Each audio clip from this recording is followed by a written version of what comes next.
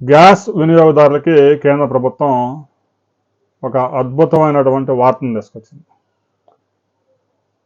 1991లో అయితే భారతదేశంలో గ్యాస్ కనెక్షన్లు అన్నీ కలిపినా కూడా 12 కోట్లు ఉండేవి కాదు. ఇవాళ భారతదేశంలో 60 కోట్ల గ్యాస్ కనెక్షన్స్ గృహ వినియోగాలు ఉన్నాయి. సహజంగా గ్యాస్ సిలిండర్ని ఒక సిలిండర్ డెలివరీ తీసుకున్న తర్వాత మరో 15 రోజుల్లో ఇంకో సిలిండర్ బుక్ చేసుకోవచ్చు. అయితే ప్రస్తుతం దాన్ని కనీసం 3 వారాల వరకు, ఒక సిలిండర్ డెలివరీ అయిన తర్వాత 3 వారాల వరకు మరో సిలిండర్ బుక్ చేయడానికి వీలు లేదు అని కేంద్ర ప్రభుత్వం ఆదేశాలు జారీ చేసింది. ఎందుకంటే గల్ఫ్లో యుద్ధం జరుగుతూ ఉంది. ఇప్పటికే వాణిజ్య గ్యాస్ సప్లై నిలిచిపోయింది దాదాపుగా కొన్ని నగరాల్లో.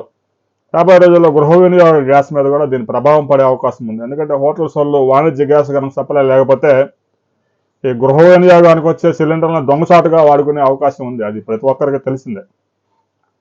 చిన్న చిన్న రోడ్లమ్మటే ఆహారం తయారు చేసేవాడైతే గృహ వినియోగానికి వచ్చిన సిలిండర్ మీద ఒక గోతం కప్పి వాడేస్తూ ఉంటాడు, పట్టుకున్నప్పుడు చూద్దామని.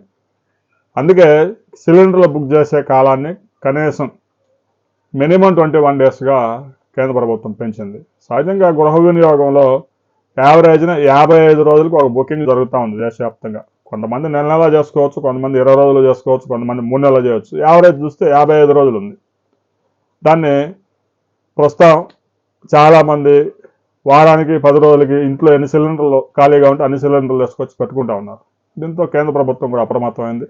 ప్రస్తుతానికైతే గృహ వినియోగానికి గ్యాస్కి ఎలాంటి ఇబ్బంది లేదు. రాబోయే రోజుల్లో పరిస్థితులు ఎలా ఉంటుందో చెప్పలేం. ఎందుకంటే ఈ యుద్ధం మరో 10 రోజుల్లో ముగుస్తుందన్న గ్యారెంటీ లేదు.